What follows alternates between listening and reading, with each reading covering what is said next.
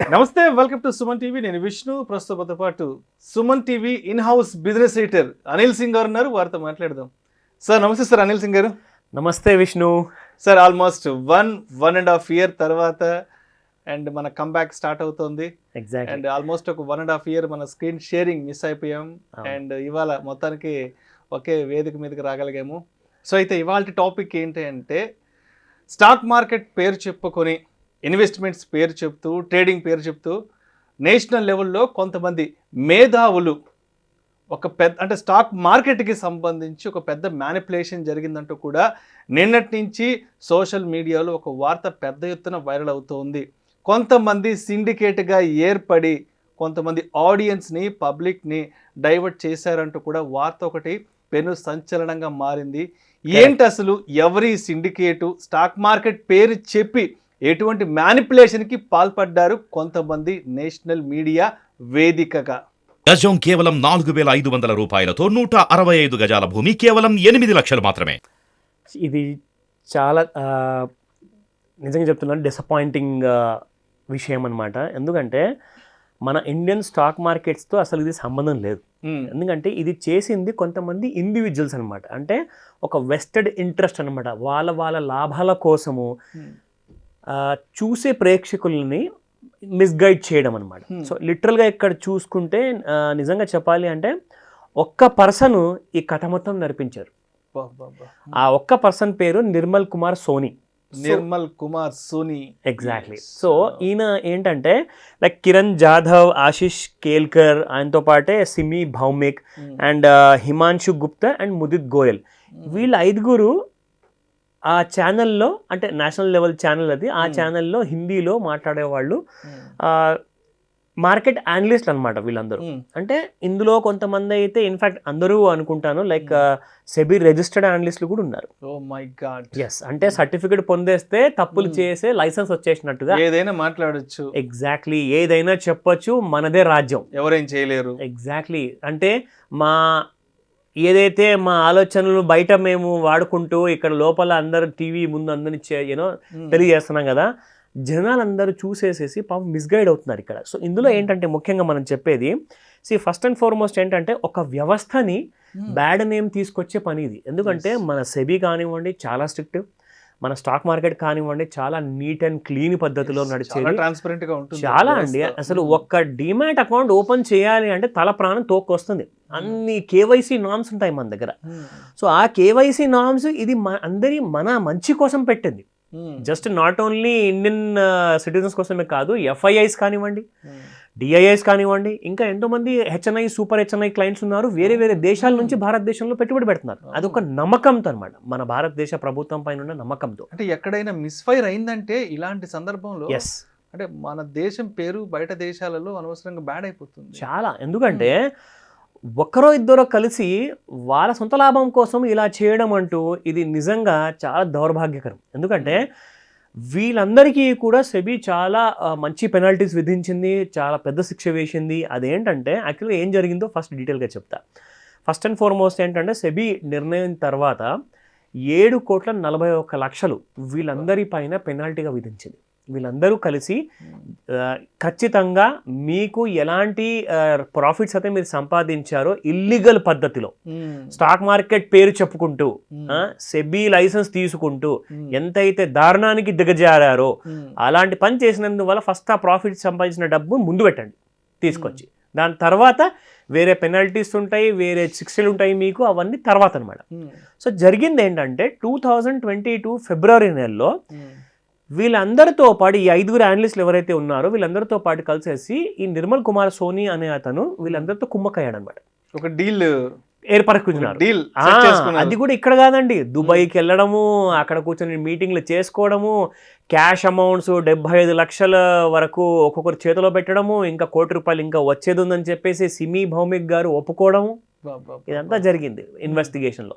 అంటే వీళ్ళందరూ ఏంటంటే ఏదైతే స్టాక్ని వాళ్ళు ముందే కూర్చొని నిర్ణయించుకుంటారో అందులో కాల్ ఆప్షన్ కానివ్వండి, పుట్ ఆప్షన్ కానివ్వండి, స్టాక్ ఈక్విటీ మార్కెట్లో షేర్స్ డెలివరీ కానివ్వండి, అవన్నీ ఇంట్రాడేలో ఆ డెలివరీ బేసిస్లో కొనడానికి ఒక పథకం ప్రకారంగా. అంటే చూడండి ఇక్కడ ప్రతిదానికి ఒక సాలిడ్ కైండ్ ఆఫ్ ప్లానింగ్ చేసుకుని మరి వస్తున్నారనమాట. వీళ్ళు ఇంట్లో కూర్చొని లేదంటే బయట కూర్చొని, అది కూడా వీళ్ళందరూ ఏం చేస్తున్నారంటే వీళ్ళ సొంత పేర్ల అకౌంట్లలో చేస్తే 1-2 చిన్న ట్రేడ్లు చేస్తున్నారు, లేదంటే బెనామీ పేర్లతో చాలా కంపెనీస్ ఓపెన్ చేశారనమాట. ఆ కంపెనీస్లో నుంచి వీళ్ళు ట్రేడింగ్ చేయడం అఫీషియల్గా యాజ్ అ కార్పొరేట్ బ్రోకర్గా ఆర్ యాజ్ అ కార్పొరేట్ ఇన్వెస్టర్గా ఒక డిమాట్ అకౌంట్ ఓపెన్ చేసేసి అందులో నుంచి ట్రేడ్ చేయడం అనమాట. ఇన్ఫ్యాక్ట్ సిమి భౌమి గారు ఎవరైతే ఆ లేడీ ఉన్నారో ఒక అనలిస్ట్, ఆవిడైతే మొత్తానికి అన్ని హద్దులు క్రాస్ చేసేసారు. అది ఎలా అంటే ఆవిడ ఏం చేసేదంటే ఈ టెలిగ్రామ్ ఛానల్స్లో కానివ్వండి, వాట్సాప్ గ్రూపుల్లో కానివ్వండి, ఇవందరికీ పనిచేసేసి ఇన్ఫర్మేషను, అదే ఇన్ఫర్మేషన్ కాస్త ఆవిడ హస్బెండ్ కూడా చెప్పేదనమాట. ఆయన హస్బెండ్ వెళ్ళేసేసి ఇంకొక చోట్ల అకౌంట్ ఓపెన్ చేసేసి అక్కడ ఆయన డబ్బులు సంపాదించుకున్నాడు. ఒక్కొక్క ట్రేడ్లో కనీసము 50 లక్షల కంటే తక్కువ సంపాదించాడు.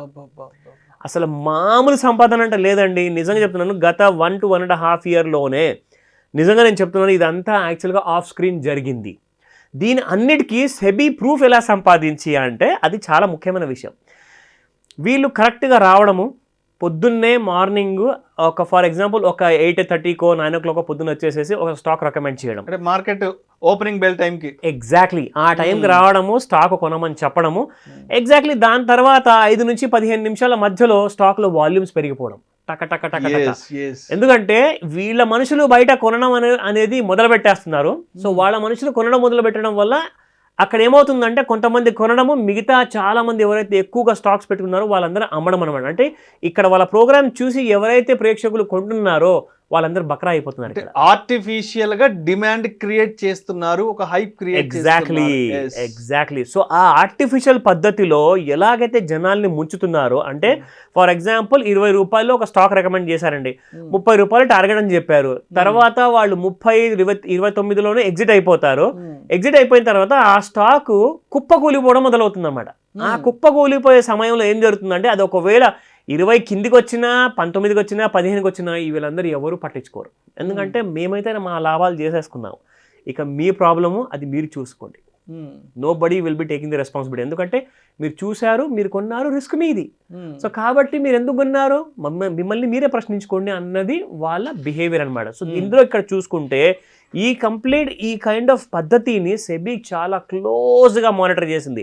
అయితే తెలిసింది ఏంటంటే సెబీకి అసలు మీరు ఈ స్టాక్ రికమెండ్ చేసే ముందు తెర వెనకాల ఏం జరిగింది, తెర వెనకాల జరిగింది ఏంటంటే వీళ్ళందరూ కూడా కనీసము ఒక వారం రోజుల నుంచి ఆ స్టాక్లో బాగా పొజిషన్ని గట్టిగా ఇన్వెస్ట్మెంట్స్ పెట్టేసేసి హెవీ పొజిషన్ తీసుకొని ఉన్నారు. కరెక్ట్గా ఒక డేట్ నిర్ణయించుకుంటారు. అది నిర్మల్ కుమార్ సోనీ కానివ్వండి, వీళ్ళందరూ అనలిస్ట్ కానివ్వండి, ఆయనతో కోఆర్డినేట్ చేసేసుకొని ఎగ్జాక్ట్లీ మేము ఈ డేట్ రోజున మేము చెప్తాము, మీరు అక్కడ నుంచి స్టాక్స్ని అన్లోడింగ్ చేయడం మొదలు పెట్టండి, అంటే అమ్ముకోవడం మొదలు పెట్టండి. ఇక్కడ మేము చెప్పంగానే జనాలు కొంటూ ఉంటారు, మీరు అమ్మడం మొదలు పెట్టండి. అంటే లిటరల్గా ఇది ఇప్పటిదాకా వింటూ రావడమే కానీ నిజంగా ఇప్పటిదాకా ఇది జరుగుతుంది ఆర్ జరుగుతుందా నిజంగానే అన్న విషయం ఎవరికి తెలియదు. కానీ ఈరోజు ఆ విషయం పైన కూడా తెరపడిపోయింది. ఎందుకంటే ఇలాంటి నిజాల్ని ఎవరు నమ్మలేదండి ఇప్పటిదాకా. ఇప్పుడు సెబీ చాలా సీరియస్గా తీసుకుంది. ఎందుకంటే స్టాక్ మార్కెట్ 2020 మార్చ్లో 7,500 పాయింట్ అంటే నిఫ్టీ, అక్కడ నుంచి ఇప్పుడు 22,000 వరకు వచ్చిందంటే ఇది ఒక జెన్యూన్ ర్యాలీ. కాబట్టి ఇది ఇలాంటి ర్యాలీలో ఎలాంటి తప్పుడు దారులు లేవు, ఎలాంటి తప్పుడు కైండ్ ఆఫ్ ఎగ్జాక్ట్లీ ఒక పద్ధతితో ఒక రైట్ పద్ధతిలో గ్రో అయిన మార్కెట్ అండి ఇది. ఎందుకంటే మన ఇండియన్ ఎకానమీలో అంత స్ట్రెంత్ ఉంది కాబట్టి. సో అలాంటి స్ట్రెంత్ వల్లే పెరిగింది, కానీ ఇలాంటి చిల్లర మనుషుల వల్ల కాదు అన్నదే సెబీ అందరికీ క్లియర్గా ఆ మెసేజ్ అందించాలి. నేనైతే చెప్తాను, ఇలాంటి పెనాల్టీలు అసలు సరిపోవండి వీళ్ళందరికీ. కఠిన కారాగార శిక్షలు విధించాలి వీళ్ళందరికీ కూడా. ఎందుకంటే ఈ రోజున ఇలా జరిగిందంటే ఇంకెన్ని నెలల నుంచో, ఎన్ని సంవత్సరాల నుంచి ఎన్ని జరిగాయో, ఇంకెన్ని జరగబోతున్నాయో ఎవరికి తెలియదు. సో కాబట్టి ఖచ్చితంగా ఇలాంటి విషయానికి కంప్లీట్గా అందరికి ఒక భయం వచ్చేలాగా స్క్రీన్ మీద వచ్చి ఎలాంటి తప్పుడు ఉద్దేశంతో ఎలాంటి కూడా మిస్అండర్స్టాండింగ్ గైడెన్స్ ఇవ్వకూడదు జనాలందరికీ. సో అలాంటి విషయాలు సెబీ ఇంకా స్ట్రిక్ట్గా విధించాలని చెప్పేసి నా కోరిక. రైట్.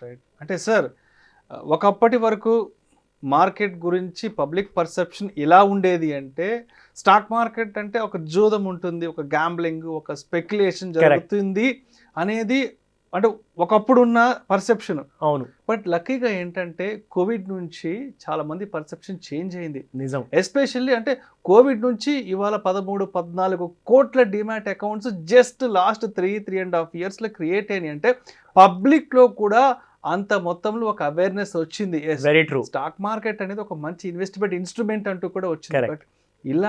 బట్ ఇలాంటి ఒక శుభ తరుణంలో ఇలాంటి ఒక హెల్దీ అట్మాస్ఫియర్ మూవ్ ఆన్ అయ్యి ముందుకెళ్తుంది. అవును. మార్కెట్స్లో ఒక 72,000 73,000 ర్యాలీకి వెళ్తున్నాము, 22,000 ర్యాలీకి వచ్చింది నిఫ్టీ. బట్ ఇటువంటి ఒక స్పెక్యులేషను లేదంటే ఇటువంటి ఒక మ్యానిపులేషన్ని పబ్లిక్ ఎలా అర్థం చేసుకోవాలి? ఎందుకంటే అవును, ఇలా జరిగిన మ్యానిపులేషన్ని అనవసరంగా మార్కెట్ మీద రుద్దుతుంటారు కొంతమంది. So correct. అంటే ఇది జరిగింది కొంతమంది సిండికేట్ వల్ల, ఒక Just- 5-10 మంది ఒక ఇండివిజువల్స్ ఎగ్జాక్ట్లీ, వాళ్ళ స్వార్థం వల్ల జరిగింది కాబట్టి. నిజం. మరి ఇది మార్కెట్ మీదకి ఏ విధంగా వెళ్ళే అవకాశం ఉంటుంది అంటారు? ఇది చాలా మంచి ప్రశ్న అడిగారు విష్ణు. ఎందుకంటే ముఖ్యంగా నేను ప్రేక్షకులు అందరినీ కోరేది ఏంటంటే, రిస్క్ అనేది ప్రతి చోట్ల ఉంటుందండి. మీరు చూడండి, వినండి, దాని తర్వాత మీ హోంవర్క్ మీరు చేసుకోండి. ఎప్పటికైనా చాలా ముఖ్యమండి. ఇప్పుడు మనము ఒక డెస్టినేషన్కి వెళ్తున్నామండి, అది బైక్లో వెళ్తున్నామా కార్లో వెళ్తున్నామా అది ఇంపార్టెంట్ కాదు. వెళ్ళేటప్పుడు మనం కళ్ళు మన చెవులు అన్నీ కూడా అలర్ట్గా ఉంచుతాం. సో అలాంటప్పుడే మీరు ఇన్వెస్ట్మెంట్ టైంలో కూడా ఖచ్చితంగా మీరు అలర్ట్గా ఉండాల్సిందే. అది మన చాలా ఇంపార్టెంట్ కర్తవ్యం అనమాట. ఇక మీరు అడిగారు, ఎస్, దీనివల్ల ఎలాంటి ఇంపాక్ట్ ఉంటుంది? అసలు ఇంపాక్ట్ 0 ఉంటుందండి. ఎందుకంటే ఇదంతా జరిగింది మార్కెట్ బయట. ఎగ్జాక్ట్లీ, మనం ఆడియన్స్ కి ఆ క్లారిటీ వాళ్ళు తప్పనిసరిగా 100%. ఎందుకంటే ఇది ఒక మార్కెట్ బయట జరిగిన ఒక 5-6 కలిసేసి ఒక చిన్న మెలీషియస్ కైండ్ ఆఫ్ ఇంటెన్షన్ తో చేశారు తప్పితే మార్కెట్ మాత్రం ప్యూర్ ఎస్ గోల్డ్. ఇది ఎక్కడ దలాల్ స్ట్రీట్ లో జరిగిన ఈవెంట్ కాదు. అబ్సల్యూట్లీ నాట్ ఎట్ ఆల్ అండి. ఎందుకంటే ఇలాంటి విషయాలు బయట 1,00,000 జరగనివ్వండి, మనకు అనవసరము. కానీ market purity, market stringent rules, market strict kind of discipline అనేది ఇంతకు ముందు కూడా ఉండింది, ఇప్పుడు కూడా ఉంటుంది, ఎల్లప్పుడూ ఉంటుంది. ఈ విషయము గట్టిగా మైండ్లో పెట్టుకోండి. ఎందుకంటే ఇండియన్ గవర్నమెంట్ అంతా ఈజీగా వదిలేది కాదండి ఇలాంటి విషయాల్లో. ఇలాంటి చిన్న చిన్న ఘటనలు ఏవైతే జరుగుతున్నాయో వాటిని చాలా సీరియస్గా తీసుకుంటుంది ప్రభుత్వం. సెబీ ఒక్కతే కాదు, ఎందుకంటే సెబీతో పాటు ఇక్కడ గవర్నమెంట్ కూడా చాలా సీరియస్గా ఉంది ఈ విషయంలో. ఎందుకంటే ఇలాంటి చిన్న చిన్న విషయాలు అసలు ఎట్టి పరిస్థితుల్లో మళ్ళీ ఫ్యూచర్లో జరగకూడదు అన్న కైండ్ ఆఫ్ ఒక స్ట్రిక్ట్ రూల్స్ని మళ్ళీ ఫ్రేమ్ చేస్తున్నారు. ఎక్కడెక్కడ ఎలాంటి కైండ్ ఆఫ్ ఇలాంటి ఉద్దేశాలు ఉన్న వాళ్ళందరినీ కూడా ఇప్పుడు ఇక్కడ నుంచి ఇన్వెస్టిగేషన్ చేయడం కూడా మొదలుపెట్టారు. సో ఇదంతా మన మంచి కోసమే. అండ్ రాబోయే రోజులు ఇంకా మంచి కాలం రాబోతుంది.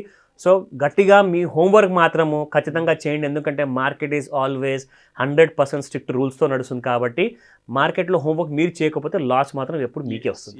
సో ఆ విషయం గ్రహించండి. ఇంకొక ముఖ్యమైన విషయం విష్ణు, ఇక్కడ ఏంటంటే ఒక అనలిస్ట్ ఎప్పుడైతే టీవీ ముందు వచ్చేసి చెబుతారో ఇక్కడ రూల్ ఏంటంటే according to the SEBI rule ఆ స్టాక్ ఏదైతే మీరు రికమెండ్ చేయబోతున్నారో any kind of a trade, అది కమాడిటీసా, ఈక్విటీసా, ఎఫ్&ఓనా అన్ని ఏదైనా కానివ్వండి, 30 రోజులు ముందు మీరు మీ అకౌంట్లో కానివ్వండి, మీ ఇంట్లో ఉన్న ఫ్యామిలీ మెంబర్స్ అకౌంట్లో కానివ్వండి, ఇంకా మీ దగ్గరలో ఉన్న చుట్టూతో ఫ్రెండ్స్ అకౌంట్లో కానివ్వండి, ఎవరి అకౌంట్లో కూడా అలాంటి ట్రేడ్ జరగకూడదు 30 రోజుల ముందు నుంచి. అంటే మీరు ఈ రోజున ఫర్ ఎగ్జాంపుల్ అనౌన్స్మెంట్ చేయబోతున్నారంటే ఇవాటి నుంచి కరెక్ట్గా 30 రోజుల ముందు నుంచే ఆ స్టాక్లో మీ ఇంట్లో ఎవరైనా కానివ్వండి ఆ స్టాక్ కొని ఉండకూడదు. రెండోది, చెప్పిన తర్వాత నెక్స్ట్ 5 days వరకు కూడా ఈ స్టాక్లో మీరు ఎలాంటి కూడా ఇన్వెస్ట్మెంట్ చేయకూడదు. అది రూల్ అనమాట. అంటే చెప్పే ముందు 30 రోజుల ముందు, చెప్పిన తర్వాత 5 రోజులు అనమాట. సో గుర్తుపెట్టుకోండి, ఈ రూల్ని చాలా స్ట్రిక్ట్గా ప్రతి అనలిస్ట్ ఫాలో అవ్వాల్సిందే. నిజంగా చాలా అంటే సెబీకి సంబంధించి చాలా మంచి విషయాలు చెప్పారు. ఎందుకంటే మార్కెట్లో ఒక ట్రాన్స్పరెన్సీ తీసుకొచ్చేందుకు సెబీ ఈ మధ్య కాలంలో రకరకాల పాలసీస్ తీసుకొచ్చింది.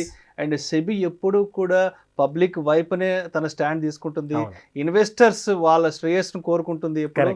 సో డెఫినెట్గా అంటే ఇప్పుడు వచ్చిన ఏదైతే ఉందో ఇది ఏమాత్రం మార్కెట్కి సంబంధించిన కాదు, మార్కెట్లో జరిగింది కాదు. బయట కొంతమంది వాళ్ళ స్వార్థం కోసం వాళ్ళ ఇండివిజువల్స్ అంటే వాళ్ళంటూ కొంతమంది సిండికేట్గా ఫామ్ అయ్యి చేసుకున్న స్కామ్ మాత్రమే. బట్ మార్కెట్ ఎప్పుడు చాలా ట్రాన్స్పరెంట్గా ఉంటుంది, సెబీ ఎప్పుడు పబ్లిక్ వైపునే ఉంటుంది. అండ్ చెప్పండి సార్. ఎందుకంటే సెబీ అంత స్ట్రిక్ట్గా ఉంది కాబట్టి ఇలాంటి తప్పుడు పనులన్నీ బయటపడ్డాయి. Yes sir. ఎగ్జాక్ట్లీ, ఎందుకంటే సెబీ అసలు ఉద్దేశం ఏంటంటే ఎట్టి పరిస్థితుల్లోనూ వాళ్ళు పెట్టిన రూల్స్ ని ఎవరు జవదాటకూడదు, ఎలాంటి రాంగ్ పద్ధతుల్లో జనాల్ని మీరు మభ్యపెట్టకూడదు, ఎలాంటి రాంగ్ ఇండికేషన్స్ రాంగ్ గైడెన్స్ ఇవ్వకూడదు. దాని వల్లనే కదండి ఇవాళ ఎంత పెద్ద కుంభకోణం బయటపడింది. ఎందుకంటే 7.5 కోట్లు, నాట్ అ జోక్. సో అది విషయం గుర్తుపెట్టు. ఫైనల్ గా SEBI is the supreme person. 100%. So SEBI మన ఫేవర్ లో ఎప్పుడు ఉంటుంది, ప్రతి జెన్యూన్ ఇన్వెస్టర్ కి ట్రేడర్ కి ఎప్పుడు సపోర్ట్ చేస్తుంది. ఈ విషయము గట్టిగా మైండ్ లో పెట్టుకొని మార్కెట్ లో ఇన్వెస్ట్మెంట్ చేసుకోండి. Right. Thank you so much Anil Singh గారు. Most welcome. సో ఇవాళ నిజంగా అడిగిన వెంటనే అంటే ఆడియన్స్కి ఆడియన్స్ని ఒక ఎడ్యుకేట్ చేయడానికి, ఆడియన్స్కి ఒక అవేర్నెస్ క్రియేట్ చేయడానికి, వాళ్ళకు ఒక మంచి ఇన్ఫర్మేషన్ని పాస్ ఆన్ చేయడానికి, అండ్ ఇవాళ అండ్ మన ఇద్దరి కాంబినేషన్, మన ఇద్దరి కాంబో అండ్ ఇవాళ కంబ్యాక్ అవ్వడం జరిగింది. Thank you sir. Thank you so much sir. Most welcome Vishnu.